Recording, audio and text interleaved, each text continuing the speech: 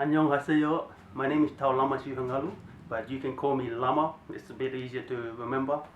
So I'm from Sydney, Australia. I was born here in Sydney.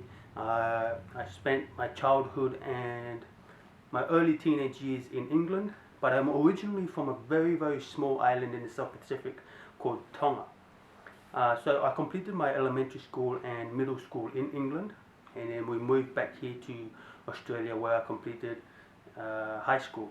I also went on to do my bachelor's degree and did my master's, both my master's degree in Australia as well at the University of Sydney. Just a month ago, I completed the CELTA course, which was a fantastic course, and I really learned a lot from it. And I would really like the opportunity to be able to make use of the skills that I learned from the course.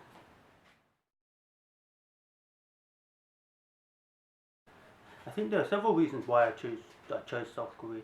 From what I understand, South Korea has they hold education at a very high standard, at a very high regard, and that is something that I would like to contribute to.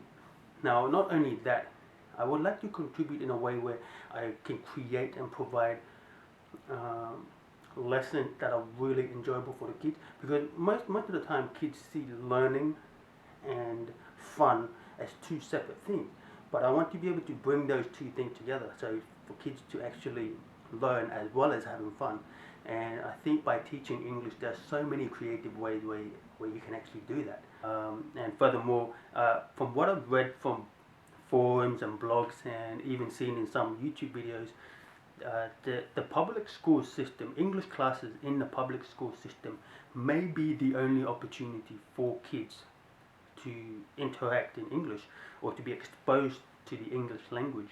And I think it's really important to be able to create lessons that are not only fun and great in content, but also gives them a vision.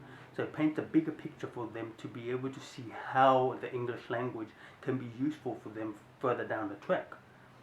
The second reason, I guess, is also because South Korea is very rich in cultural heritage and history and traditions, and especially because I did my postgraduate degree in cross-cultural communication, I'm really fascinated to be able to explore what South Korea has to offer, the culture, and I think it'll be a fantastic opportunity to both explore the culture but also give something back to the community there.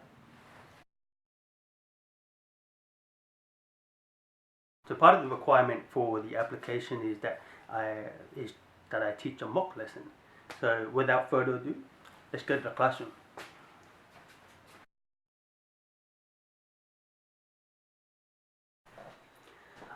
Good afternoon, everyone. How are we all today? All good? Good? No? Not? Everyone good? Very good. Okay. So, can somebody remind me what we did in our last class? Yep? Nouns. And what is a noun? Excellent. So, a noun is a naming word. For example, this here is a pen. This here is a ball. So they're naming words. What you're sitting on is a chair. So naming words. Okay? Now, for this lesson, we are going to be focusing on adjectives. Okay? Now, who can tell me what an adjective is? Yeah? Yep, okay. What is it? Yeah, excellent. Did you hear that? She said that an adjective is a word you use to describe a noun. For example, I can say, this pen is small, or this ball is round. So ball is the noun, round is the adjective. Now, I'm going to show you a picture. So this is a picture from my city in Australia, in Sydney. Okay. Has anybody been here before? Do you know where this is? No? Well, this is the Opera House. The Opera House. It's a very famous place in my city. Not just in Sydney, but in Australia. It's a very popular place for tourists to go and visit. Okay? So, in your pairs, I want you in your pairs to think of as many adjectives as you can to describe the Opera House. Okay? So 2 minutes in your pairs to come up with as many adjectives as you can to describe the Opera House. Okay? Go.